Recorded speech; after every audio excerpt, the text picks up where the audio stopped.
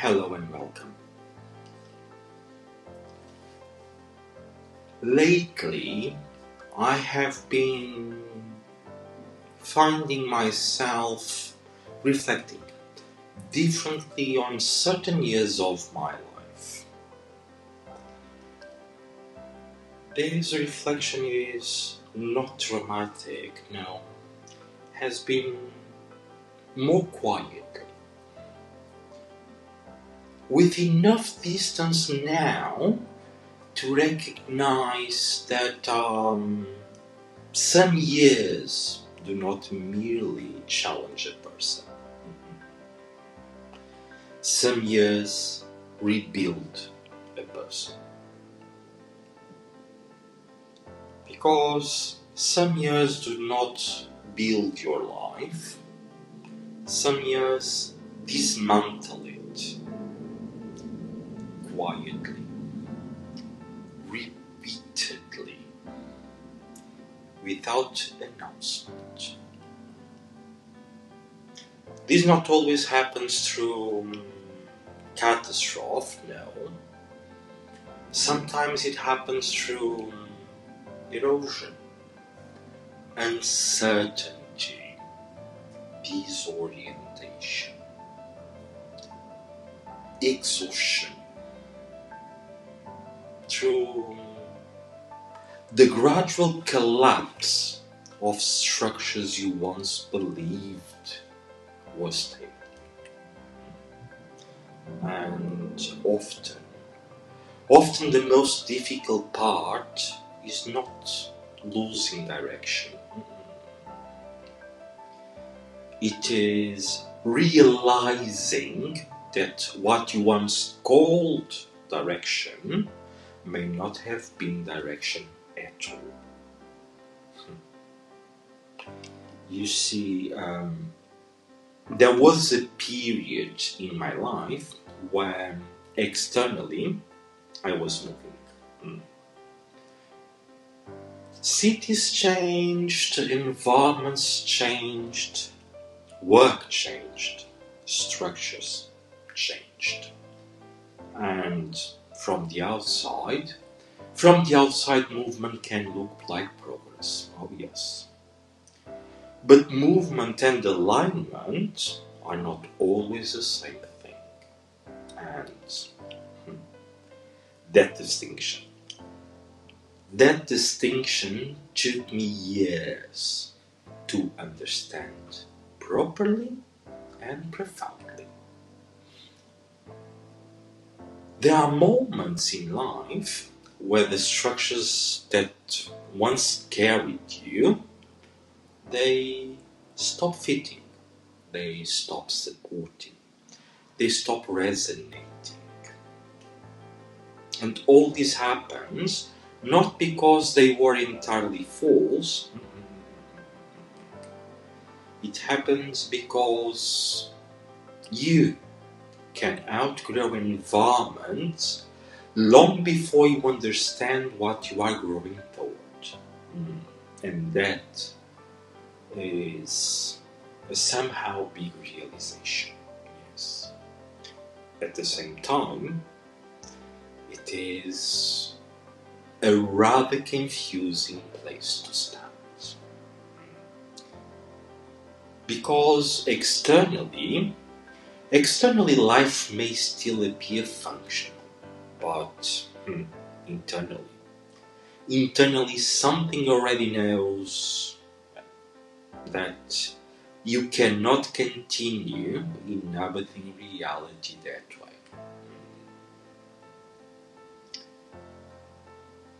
Reconstruction is a lonely progress. Not because people disappear entirely, no, but because there are forms of internal change that cannot be fully explained while they are happening.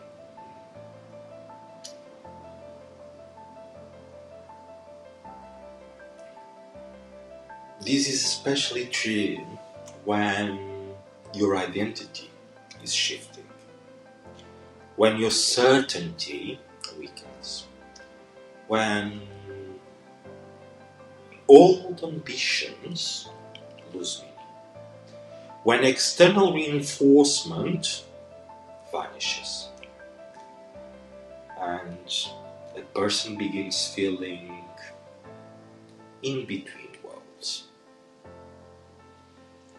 A person begins feeling fluent in adaptation, uncertain in selfhood.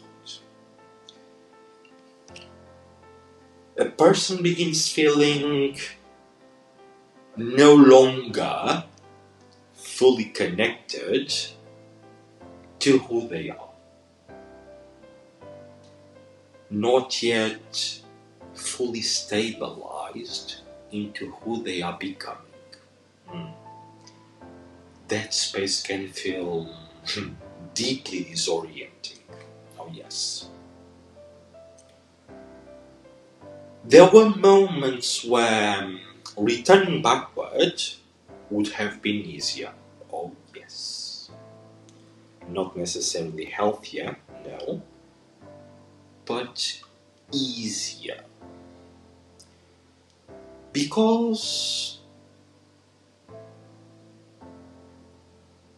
comfort and temptation are tricky emotions. For me personally, it would have been much easier just to have remained in London. Haven't abandoned it yet. Well, I won't abandon it because London is another home, but it would have been much easier to have remained in London, not having come to Malta. It would have been much easier to keep my life with a highly selected handful of clients and keeping myself private, keeping myself out of social visibility. Yes. But the calling was there. And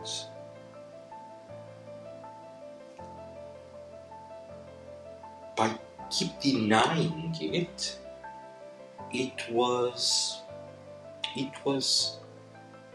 affecting my health, my physical health, and in a way, my mental health as well.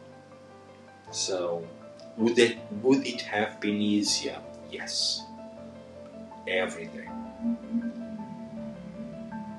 Healthier? Not really. Not really. Because uncertainty creates temptation. The temptation to shrink, to compromise, to lower one's standards, to return to familiar structures, to abandon uncomfortable transformation. And truthfully, many people do exactly that. They do that not because they are weak. No. They do that because reconstruction is expensive. You see, long periods of uncertainty reveal things about the person. Not theoretical things, no, real things. They reveal emotional habits, dependency on validation, relationship with fear, relationship with dignity, with self-respect. relationship with time, and relationship with silence. And perhaps most importantly, whether a person can remain internally coherent when life stops rewarding them externally. That's a big one. Pardon. Especially if much of your life has been spent learning how to be acceptable before learning how to be full yourself.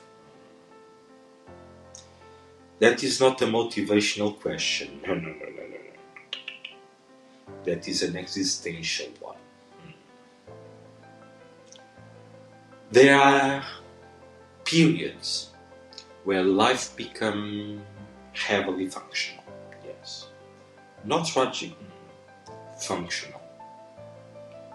And there is a difference, a big one. A person can survive for quite a long time completing tasks, solving problems, maintaining appearance, continuing movement. It can. While internally experiencing contraction, exhaustion, emotional narrowing, reduced aliveness.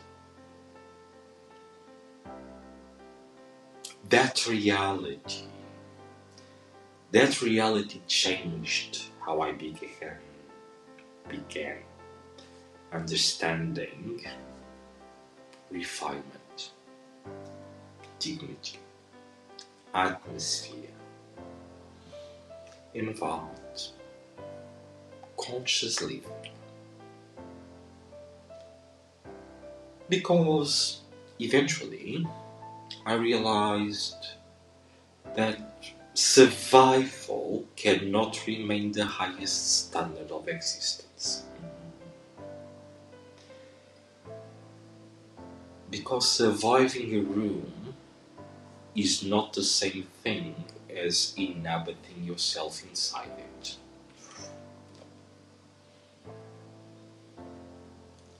One of the most dangerous things about prolonged contraction is that carelessness slowly becomes normal.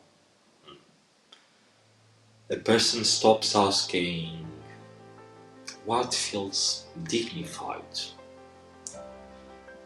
what restores life, what creates clarity, what allows conscious inhabitation. And instead of all these questions, a person asks only, what gets me through? This shift is subtle, quite unnoticeable. But over time it changes the texture of existence itself.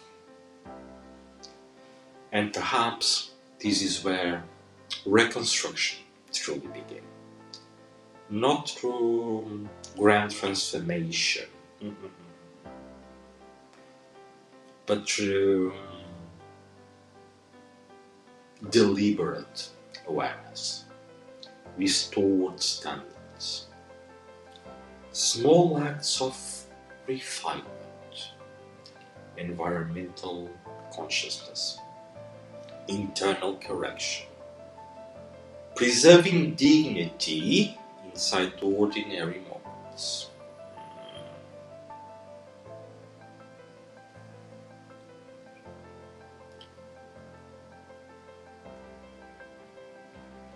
I began understanding something differently.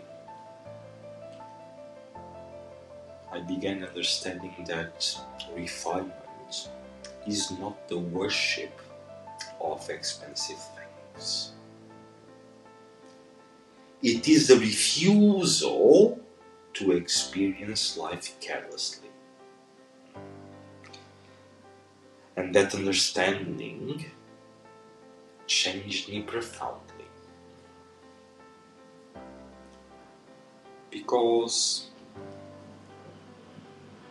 these past 6 years of my life, I have been living a season of winter. And what this winter taught me was that silence is not abandonment. That slower seasons are not meaningless. That visibility is not identity. It taught me that movement is not always direction. He taught me that external success is not inner coherence. He taught me that dignity matters during uncertainty. That atmosphere affects the nervous system. And he taught me that authorship survives even when momentum weakens. But clearly, the most important thing that winter has taught me is that the fire inside the person must eventually become less dependent on external weather. Because I understand now how easy it is for human beings to drift unconsciously, to live reactively, to mistake motion for alignment, to confuse performance with identity, to survive without truly inhabiting life. And I also understand something else. I also understand that many people are not broken. They are disoriented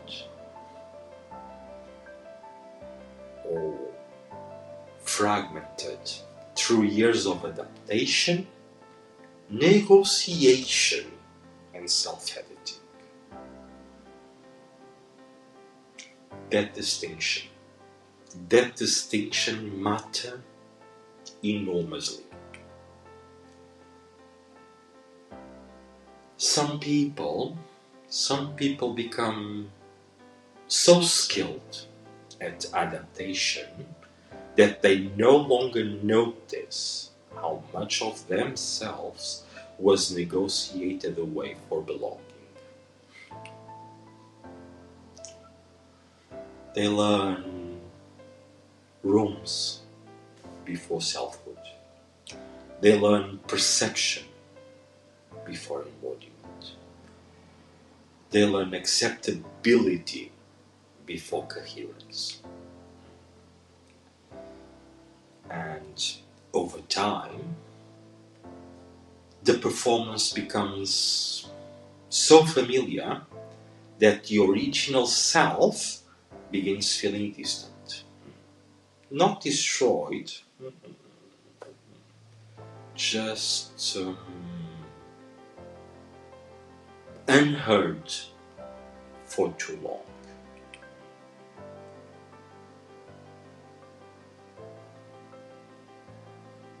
And PrinceOS.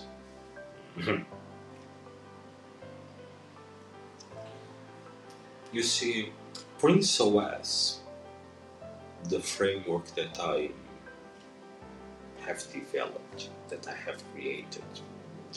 PrinceOS did not emerge from aesthetic ambition, did not emerge from motivational desire, did not emerge from personal branding strategy. In reality, PrinceOS emerged from reconstruction, from observation, from consequence, from lived terrain, from prolonged reflection, from the search for coherent orientation. Because eventually I realized that people do not need information. There's plenty of information out there. People need perspective. People need structure.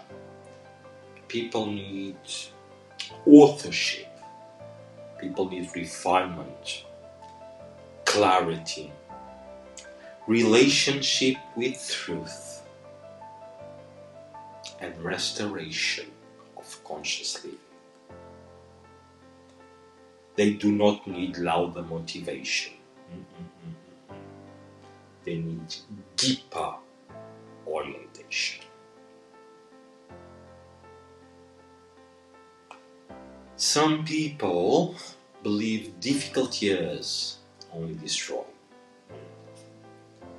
But difficult years can also clarify, expose, refine, strengthen, reposition, and remove illusion. They can do, or they can also do all this if a person remains awake within those difficult years. I'm not talking about being romantically awake, no. I'm talking about being consciously awake. Because there is a difference. You see, I do not believe that every difficult season exists for a reason. No. Life is much more complex than simplistic philosophy. But I do believe that difficult terrain reveals structure, that prolonged uncertainty exposes truth, that reconstruction changes perception, and that conscious endurance reshapes identity. Not instantly, no. This does not happen instantly, no. Gradually, like architecture rebuilt stone by stone. And perhaps this is the realization those years gave me. That direction is not merely career, movement, ambition, productivity, external achievement. Direction is the relationship between your life and what remains true beneath changing conditions. That understanding changed everything for me.